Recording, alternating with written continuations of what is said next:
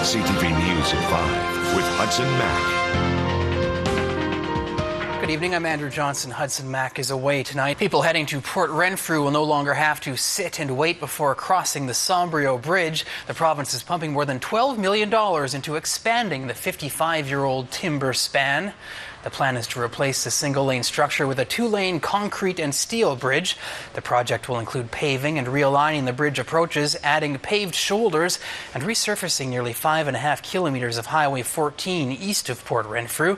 The province says the goal is to improve safety and alleviate traffic for travelers. Construction will begin this month. The new bridge is expected to be completed by October. A Cowichan Bay girl is being recognized for her dedication to the community by the Governor-General. $2,600. 11-year-old Kaliana King received the Governor-General's Caring Canadian Award during a ceremony at Rideau Hall in Ottawa today.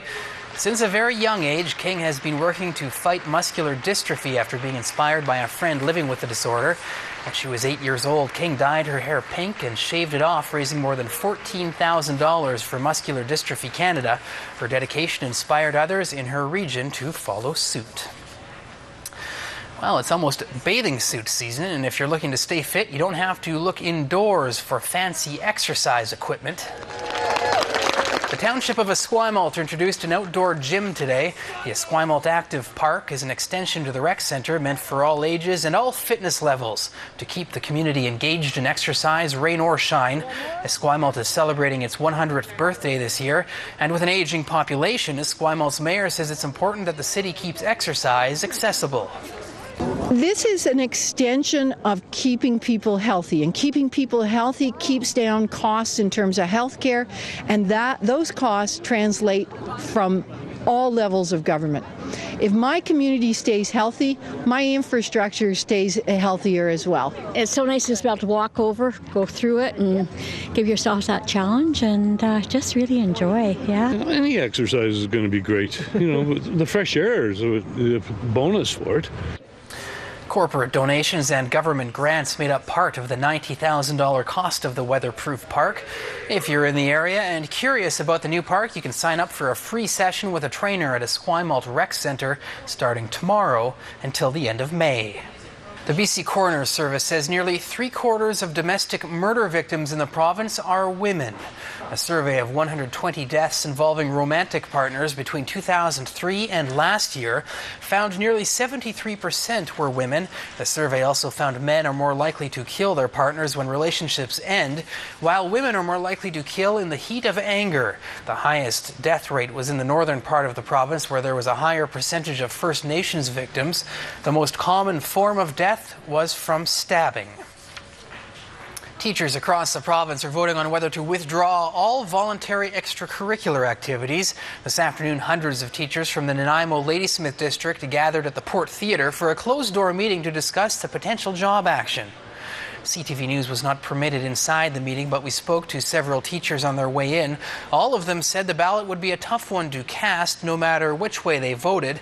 They say kids are bearing the brunt of the labor dispute between teachers and the province, but if they give up now, it's kids who will be hurt in the long run. People are very passionate about trying to maintain a quality of education for kids, but it's the future quality of education that's at stake. My husband coaches after-school sports, and he loves it. And we argue about this every night because I think it's important to make a point, and he doesn't want to let the kids down. So he might vote one way, I might vote the other. I don't really know. We kind of feel backed in a corner, I think. At least a lot of us do, and it's a tough decision for everyone. There's no easy answers here. Teachers will vote over the next few days. It's not clear how soon results will be in or how soon the extracurricular withdrawal could begin. The BC Teachers Federation is protesting Bill 22, legislation that stripped teachers of their right to strike and imposed a mediator to end the contract dispute. Teachers have been without a contract since last June and staged a 3-day strike in March to back demands for a 15% wage increase, a hike the province says won't come under its net zero wage mandate for public servants. The RCMP will police the streets of Nanaimo for the next 20 years. The city has ratified an agreement with the province that will keep the Mounties as the city police service. The new contract is expected to increase the city's policing budget by almost $122,000, or less than 1%. That increase doesn't include the 5% wage boost or Nanaimo's share of the cost of the new E-Division headquarters in Surrey. The Campbell River RCMP drug section, with help from the Comox Valley RCMP drug section, arrested 3 men for drug trafficking. The bust went down on April 9th. Police say they searched one of the suspects' vehicles and seized 5 kilograms of cocaine. Search warrants were then executed on several homes in the Campbell River area, leading to the seizure of approximately $85,000 in cash. Mounties also seized 3 vehicles and various drug trafficking paraphernalia. RCMP say drug-related charges are pending. The Regional District of Nanaimo is hosting its annual Golden Shoe Hunt, designed to inspire you to explore the great outdoors. The RDN has 12 regional parks and 7 regional trails. Every Friday, a golden shoe will be hidden in one of those parks or on those trails. A clue to the location will be posted on the RDN's website every week until May 18th. You're supposed to leave the shoe where you find it. There's a small cash box. Okay. There's some tokens and prizes for kids that find the shoe. The shoes have gone missing in the past. You know, a dog has taken it in the past, or the odd person maybe. But in general, they're always left. So please leave the shoe for the others to find, and write a little note in the logbook and take a little treat from the cash box. The RDN hopes the shoe hunt will encourage families to be more active. Adults should get about 2.5 hours of physical activity a week. Children need even more, 3 hours a day for preschoolers and 1 hour a day for children aged 5 to 11.